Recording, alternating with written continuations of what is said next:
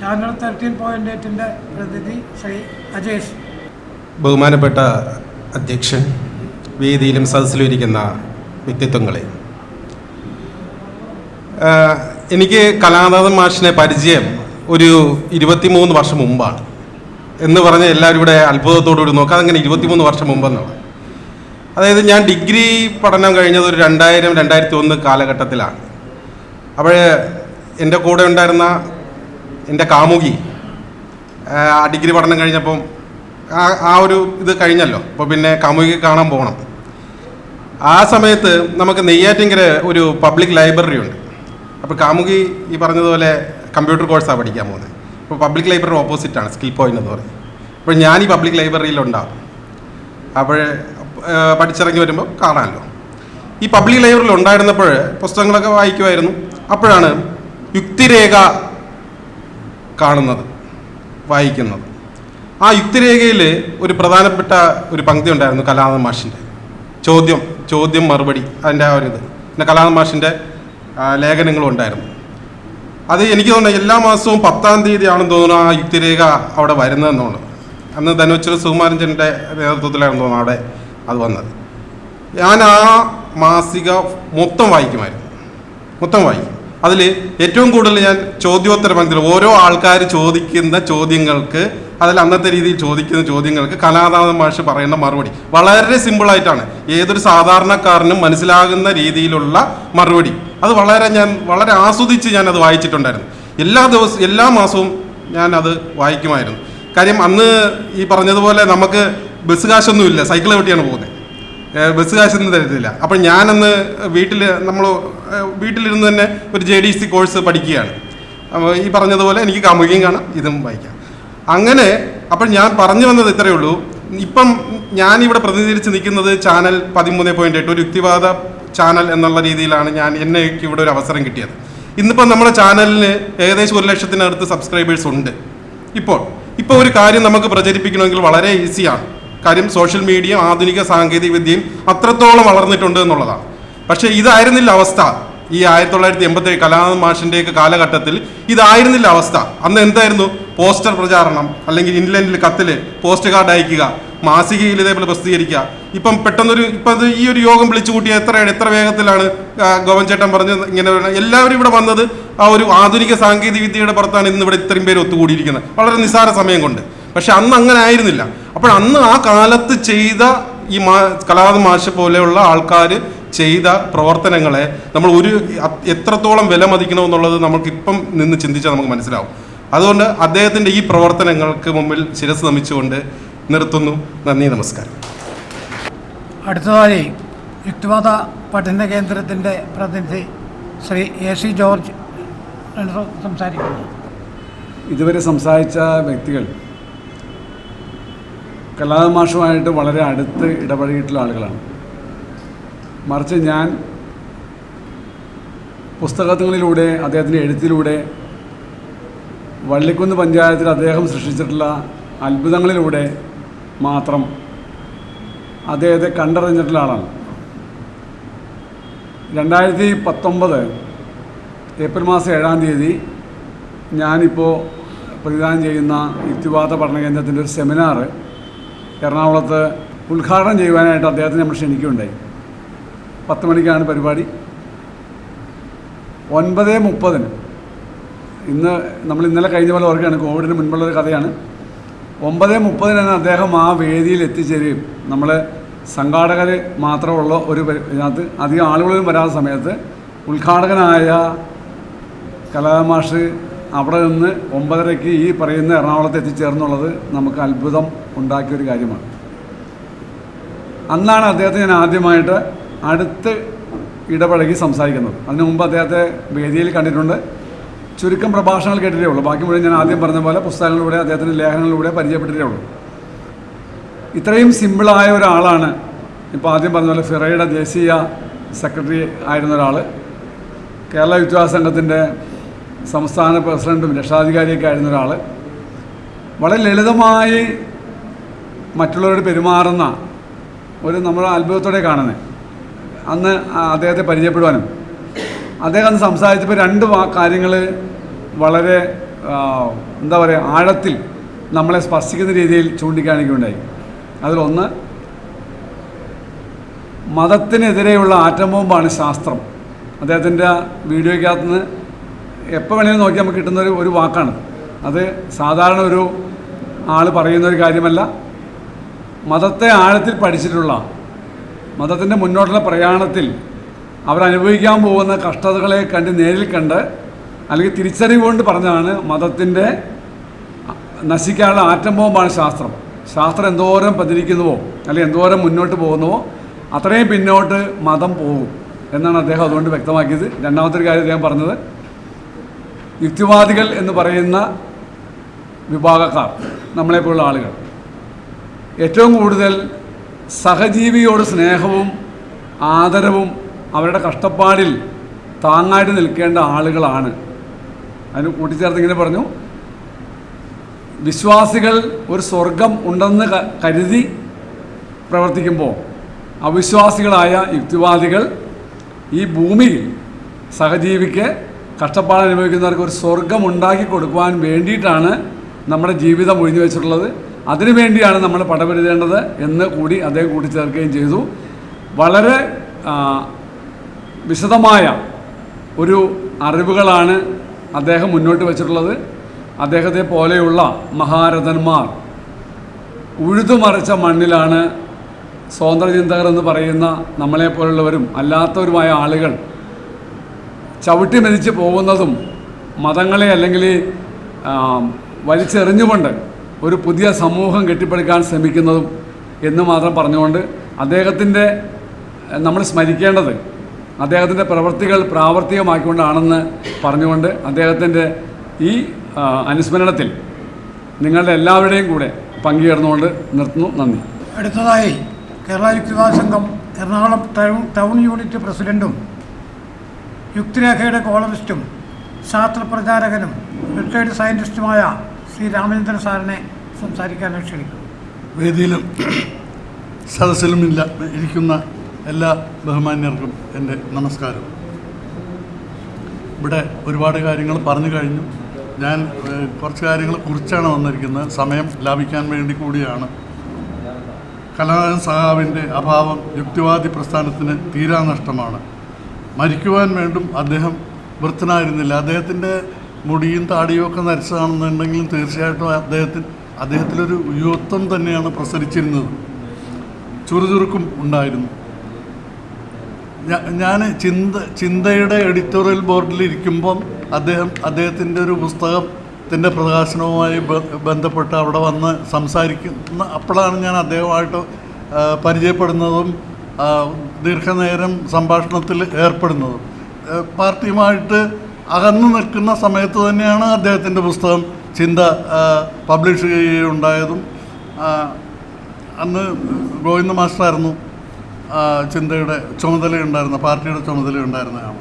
യുക്തിവാദി പ്രസ്ഥാനത്തെ ജനകീയമായി അദ്ദേഹം ഉയർത്തി, മാനവികവുമാക്കി. ജനകീയാസൂത്രണം ആദ്യമായി നടപ്പിലാക്കിയത് അദ്ദേഹം പ്രസിഡൻ്റായിരുന്ന വള്ളിക്കുത്തും പഞ്ചായത്തായിരുന്നു. രാഷ്ട്രീയത്തെ മതമുക്തമാക്കുക എന്നത് അദ്ദേഹത്തിൻ്റെ വിട്ടുവീഴ്ചയില്ലാത്ത നയമായിരുന്നു.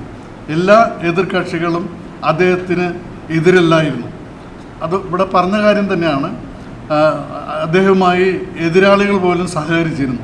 യുക്തിവാദി പ്രസ്ഥാനത്തോടുള്ള കമ്മ്യൂണിസ്റ്റ് സമീപനവുമായി അദ്ദേഹം കലഹിച്ചു. പാർട്ടി സമീപനവുമായി അദ്ദേഹം കലഹിച്ചു. എന്നാൽ യുക്തിചിന്ത കേരളത്തിൽ വളരുവാൻ കമ്മ്യൂണിസ്റ്റ് പ്രസ്ഥാനം വഹിച്ച പങ്കിനെ അദ്ദേഹം അംഗീകരിക്കുകയും ചെയ്തിരുന്നു. കമ്മ്യൂണിസ്റ്റ് ഭരണകൂടങ്ങൾക്ക് ആഗോളതലത്തിൽ സംഭവിച്ച അപജയങ്ങളെ കമ്മ്യൂണിസത്തെ താത്വികമായി ബാധിച്ചതായി അദ്ദേഹം കരുതിയിരുന്നില്ല. പദാർത്ഥ പരിണാമ സിദ്ധാന്തത്തോടും ജൈവ പരിണാമ സിദ്ധാന്തത്തോടും ഒപ്പമുണ്ടായ സാമൂഹ്യ പരിണാമ സിദ്ധാന്തമാണ് മാർക്സിസം. സിദ്ധാന്തങ്ങളും പരിണാമത്തിന് വിധേയമാണ്, മാറ്റങ്ങൾക്ക് വിധേയമാണ്. മാറ്റമാണ് ശാശ്വതമാണെന്ന് തന്നെയാണ് മാർക്സിസത്തിൻ്റെ എസൻസും. നവോത്ഥാന മൂല്യങ്ങളായ സമത്വം, സാഹോദര്യം, സ്വാതന്ത്ര്യം, ജനാധിപത്യം, മതേതരത്വം തുടങ്ങിയ മൂല്യങ്ങൾക്കായി അദ്ദേഹം പ്രവർത്തിച്ചു. യുക്തിവാദികൾ പെന്തക്കോസ്തുകാരെ പോലെ ചെറിയ ചെറിയ പ്രശ്നങ്ങൾ ഊതിപ്പെരുപ്പിച്ച് ഭിന്നിക്കുമ്പോൾ ഉലയുന്ന കപ്പലിലെ കപ്പിത്താനായി അദ്ദേഹം നിലകൊണ്ടു. മതത്തെ എതിർക്കുമ്പോഴും സമീപനം മാനവികമായിരിക്കണം എന്നായിരുന്നു അദ്ദേഹത്തിൻ്റെ നിലപാട്. സ്വതന്ത്രമായ യുക്തിമാത്രവാദം എന്ന് ഒന്നില്ല എന്ന് അദ്ദേഹം അടിവരയിട്ട് പറഞ്ഞിരുന്നു. ജ്യോത്സ്യം പഠിച്ചുകൊണ്ട് തന്നെ അദ്ദേഹം ജ്യോതിഷത്തെ എതിർത്തു. 1962 ഒക്ടോബറിൽ മകരം രാശിയിൽ അഷ്ടഗ്രഹയോഗമുണ്ടായപ്പോൾ ലോകാവസാനമായിരിക്കും എന്ന് ജ്യോത്സ്യന്മാർ പ്രവചിച്ചു. എന്നാൽ ജ്യോത്സ്യന്മാർ ഇളിഭ്യരാശിയിലാകും എന്നാണ് അദ്ദേഹം അതിന് പ്രതിവചിച്ചത്. അത് തികച്ചും എല്ലാവരും അന്ന് ഈ സോഷ്യൽ മീഡിയ ഇല്ലെങ്കിൽ പോലും അന്ന് എല്ലാവരും ആഘോഷിച്ച ഒരു വാർത്തയായിരുന്നു അദ്ദേഹത്തിൻ്റെത്. ക്ഷേത്രപ്രവേശനത്തിനു വേണ്ടിയും ഐക്യത്തിനെതിരെയും അദ്ദേഹം സമരം നയിച്ചത് കമ്മ്യൂണിസ്റ്റുകളെ കൂടി കമ്മ്യൂണിസ്റ്റുകളോടൊപ്പമായിരുന്നു, അവരെ സഹകരിപ്പിച്ചുകൊണ്ടു തന്നെയായിരുന്നു. ഗുരുവായൂർ അമ്പലത്തിലെ ശ്രീകോവിൽ സ്വർണം പൂശുന്നതിനെതിരെ 1977 നടത്തിയ സമരത്തിൽ അദ്ദേഹത്തിന് മർദ്ദനമേറ്റു. ആ പണം ലക്ഷം വീട് പദ്ധതികൾക്ക് നൽകുവാനാണ് യുക്തിവാദികൾ അന്ന് ആവശ്യപ്പെട്ടത്. സംഘടന വേണ്ട എന്ന ശ്രീ MC ജോസഫിൻ്റെ നിലപാടിനോട് അദ്ദേഹം വിയോജിച്ചു. സ്വതന്ത്ര യുക്തിവാദം എന്ന ഒന്നില്ല. തൊഴിലാളി വർഗ സർവാധിപത്യം എന്നതിൽ നിന്ന് തൊഴിലാളി വർഗ ജനാധിപത്യം എന്ന നിലയിലേക്ക് പരിണാമപ്പെടണമെന്നായിരുന്നു അദ്ദേഹം പറഞ്ഞിരുന്നത്. ഉള്ളവനും ഇല്ലാത്തവനും തമ്മിലുള്ള അന്തരം കുറവുള്ള നാടുകളിൽ ദൈവവിശ്വാസികൾ കുറവാണെന്നതിനും കാരണം അദ്ദേഹം തേടിയിട്ടുണ്ട്. സാമ്പത്തിക അസമത്വം കൂടുമ്പോൾ ഉള്ളവനും ഇല്ലാത്തവനും നേർച്ചകൾ നേരും. അധികാരവും പരമാധികാരവും ഭരണത്തെ ദുഷിപ്പിക്കും. അത് കമ്മ്യൂണിസ്റ്റുകൾക്കും ബാധകമായിരിക്കുന്ന അദ്ദേഹം കണ്ടു. പ്രാചീന ഗോത്രങ്ങൾ ദൈവത്തെ സൃഷ്ടിച്ചത് ചൂഷണത്തിനു വേണ്ടി മാത്രമല്ല, ഐക്യത്തിനും അതിജീവനത്തിനും അത് സഹായിച്ചിട്ടുണ്ട്. യഹോവ മുതൽ ഉങ്കുലു ദൈവം വരെ ഇത് ബാധകമാണ്. ISRO ചെയർമാനെ പോലുള്ള ശാസ്ത്ര ബിരുദധാരികളും ശാസ്ത്രജ്ഞ പദവിധാരികളുമായ ആളുകളിൽ നിന്ന് ആത്മീയ ജൽപ്പനങ്ങൾ ഉണ്ടാകുന്ന ഇന്നത്തെ ഭൗതിക അന്തരീക്ഷത്തിൽ അതിനെ ചെറുക്കുവാൻ യുക്തിചിന്തകൾ ഉണർന്നു പ്രവർത്തിക്കണമെന്ന് ഓർമ്മിപ്പിക്കുവാൻ കലാധരൻ മാസ്റ്ററുടെ സംഭാവനകൾ പ്രയോജനപ്പെടും. അദ്ദേഹത്തിൻ്റെ സ്മരണയ്ക്ക് മുമ്പിൽ നമുക്ക് നമിക്കാം. നന്ദി, നമസ്കാരം. യോഗത്തിന് കൃതജ്ഞത രേഖപ്പെടുത്തുന്നതിന് വേണ്ടി സെക്രട്ടറി മൂത്തമന്ത്രി അവരേഷിനെ ക്ഷണിക്കുക. സുഹൃത്തുക്കളെ, കലാനാഥൻ മാസ്റ്ററുടെ അനുസ്മരണം എറണാകുളം യുക്തിവാദി സംഘം എറണാകുളം ജില്ലാ കമ്മിറ്റി ആസൂത്രണം ചെയ്യുമ്പോൾ പെട്ടെന്നാണ് അത് വിളിച്ചുകൂട്ടിയത്.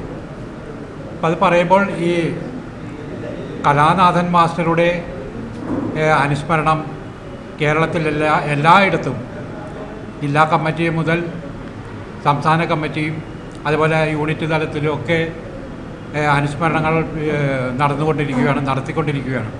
ഒരു യുക്തിവാദി നേതാവിന് ലഭിക്കുന്ന ഇതേപോലെ ഒരു അനുസ്മരണം ഇത്രയും സ്നേഹപൂർണമായി നടന്നിട്ടുണ്ടോ എന്ന് എനിക്ക് സംശയമുണ്ട്. അദ്ദേഹം ഒരു യുക്തിവാദി മാത്രമായിരുന്നില്ല, ഒരു രാഷ്ട്രീയക്കാരൻ, ഒരു കമ്മ്യൂണിസ്റ്റുകാരൻ, അതിനപ്പുറം ഒരു മാനവികവാദി എന്ന നിലയിലാണ് പ്രശസ്തനായിട്ടുള്ളത്. അദ്ദേഹത്തിൻ്റെ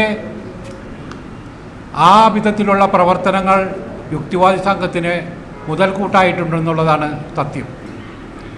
അങ്ങനെ ഓരോ മനുഷ്യരെയും അവരെ അടുത്ത് ഇടപഴകിക്കൊണ്ട് ജാതി മതഭേദമെന്നെ കൂടെ നിർത്തി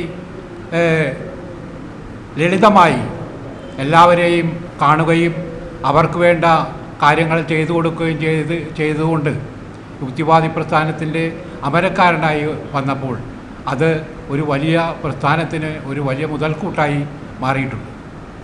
അതിൻ്റെ ഫലമായിട്ട് തന്നെയാണ് എല്ലായിടത്തും ഇതേപോലുള്ള അനുസ്മരണങ്ങൾ നടന്നുകൊണ്ടിരിക്കുന്നത്.